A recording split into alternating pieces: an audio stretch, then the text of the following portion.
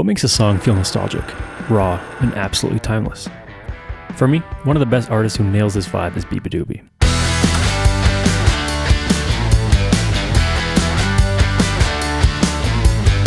A melancholy pop rock song a day keeps the doctor away, right? So let's break down a Britpop inspired beat I made in her style and see what gives it that magic. Every Beabadoobee inspired track starts with a strong foundation, and for me, that's the drums. I knew I needed something fat, woody, and saturated. The kind of drums that just punch you in the chest. To get there, I turned to Superior Drummer. I picked the custom shop EZX with the basic Q preset as my bass, and I got to work.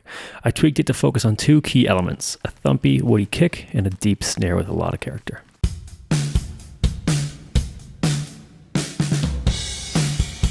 Next, I added tape saturation to bring out that vintage warmth and used a 𝗕𝗘𝗖𝗢𝗠𝗘 EQ to boost the high end. Then, I sent it to my room and plate reverbs for that nice open vibe.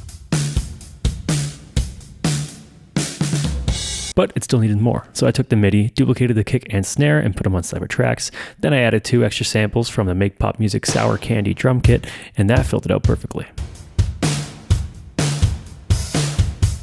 Now the drums were thick, woody, and saturated. Exactly what I wanted. With the drums locked in, it was time for guitars. Beabadoobee's tracks always have this nostalgic, feel-good energy, almost like a memory wrapped in sound. So to get that vibe, I tuned my guitar down a whole step, and then I stuck to a simple 3-string part, fretting just one string, which created this sweet, naive-sounding melody.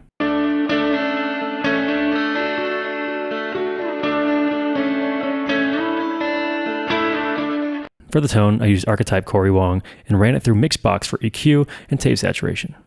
I added more grit with reamp and polished it with the 𝗕𝗘𝗠𝗕𝗥. Of course, I sent it to my room, plate, hall, and tape delay sends for that spacious, dreamy feel. And here's what it sounded like.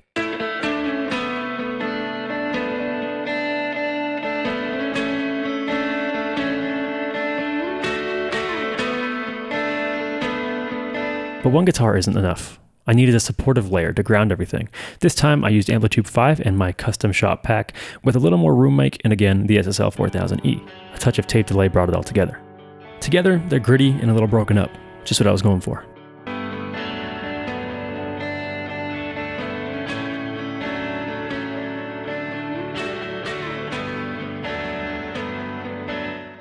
But a song needs movement, something to keep the listener hooked. To break up the repetitiveness, I added the chorusy guitar layer using 𝗕𝗘𝗠𝗕𝗥 with some EQ tweaks. It blended perfectly in the chorus and added just enough texture to keep things fresh.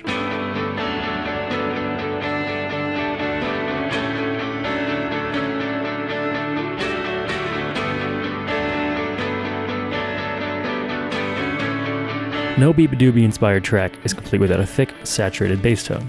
The bass in her songs dominates the mix, creating that warm, fuzzy low end that makes everything feel huge. I used the Scarby pre-bass as my starting point, then I ran it through an Amplitude bass amp, added saturation in Mixbox, tightened the low end with bass lane, shaped it with Pro Q, and gave it a little magic touch with Relife and Decapitator.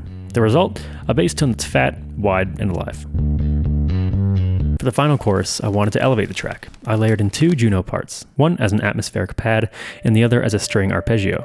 These added depth and a touch of drama to the mix. But I wasn't done yet. The climax needed something more explosive, so I needed heavy, driven guitars.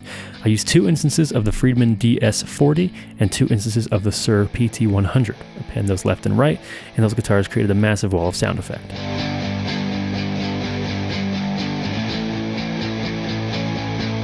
And when you layer it all together, the drums, guitar, bass, synths, and heavy leads, you get this.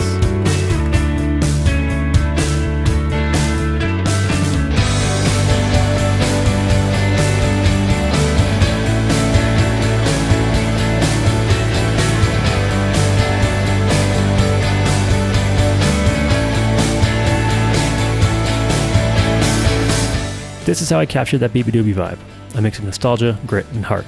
Let me know what you think in the comments, and what artist-inspired beat I should try next. Until then, see you later.